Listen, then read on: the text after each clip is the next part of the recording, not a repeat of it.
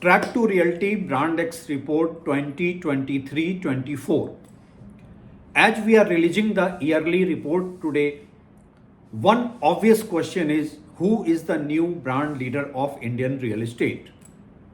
But before we spell out the brand ranking of developers, there are certain other questions which are interrelated. All these questions collectively define who are the brand leaders of the given fiscal year. So we have to address questions like which brands are evolving and which brands are devolving in the given fiscal year. What are the new trends defining brand leadership of Indian real estate? Each K-shaped recovery, a market reality where leading brands are gaining market share at the cost of smaller brands. Is this reality disadvantage to brands with limited geographical footprint?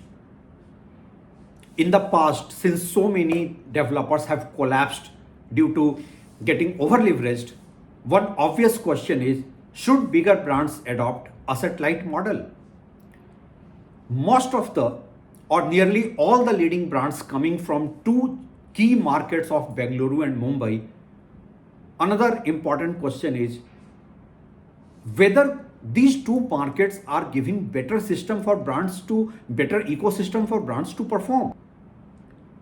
Well, Track2Realty BrandXReport 2023-24 has addressed all this and much more.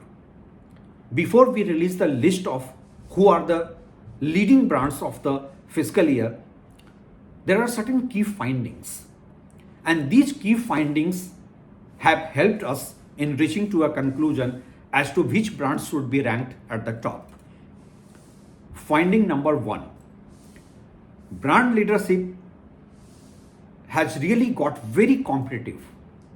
Most of the leading brands are neck and neck now. Gone are the days when some of the brands were leading brands, or should I say a couple of players were leading brands and rest of them were trailing behind. So it was much easier to pick from the given 2-3 brands. Now most of the leading brands are neck and neck. Obviously, the margin of error for them is very less. Finding number 2, brand leadership is defined at the consumer touch point and not in the boardroom. Some of the corporate giants who are otherwise well-established brands, they are not doing that well in the business of real estate precisely because their consumer touch point is pretty weak. So their corporate philosophy, vision and mission, all this being discussed at the boardroom does not translate on the ground. And for a common buyer, it's the consumer touch point that gives him an opinion about the given brand. Finding number 3, brands have a tilt towards luxury nowadays. Most of the leading brands are operating in luxury. Finding number 4, fiscal top line of most of the brands are at an all-time high. Finding number 5, which seems to be interrelated, but actually it's not interrelated. Most of the leading brands with all-time high fiscal top line and are listed ones have equally good stock performance. Their stock performance is also almost at its best. Finding number 6, leading brands are growing beyond their core geographies. There was a time when there was a mad rush for the brands to get a pan-India footprint. The slowdown taught them some important lessons and they confined themselves into their core geographies.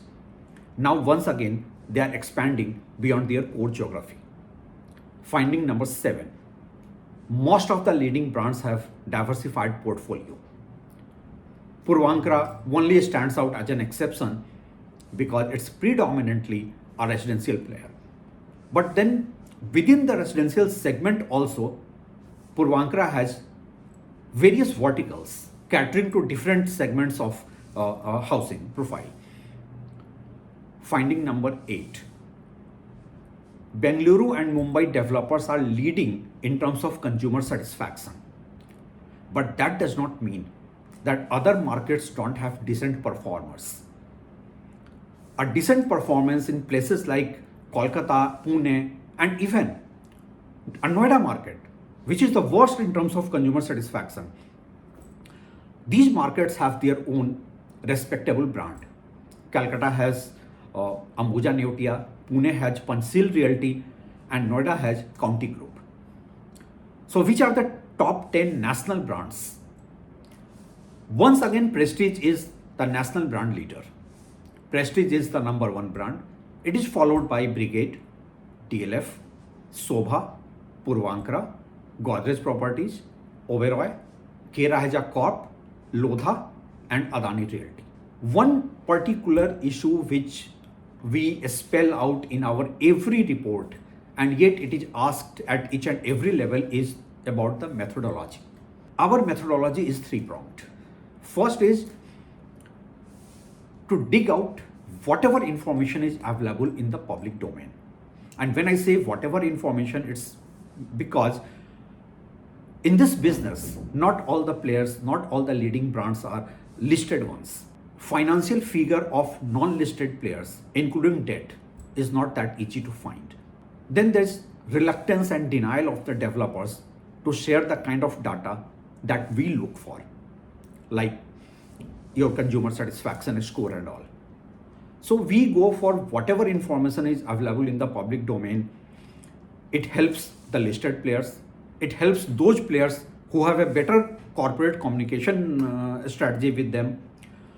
Then we go for, at the second level, we go for a 20 city consumer satisfaction survey.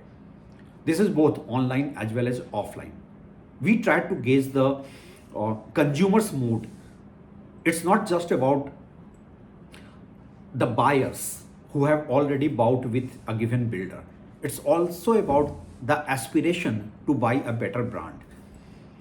So consumer satisfaction is our second level, and then with a jury board we decide on the basis of our research as well as survey who should be ranked at the top and who should be not be ranked among the top 10. In all this exercise, more than 50% weightage is given to developers who have a better consumer confidence. Consumer satisfaction is the key to define, and that's why we call Track2Realty BrandXReport as consumer sentiment analysis. So once again, we are in the public domain with our 12th edition. I would look forward to have your opinion, your suggestions, your feedback like always. Feel free to write to us.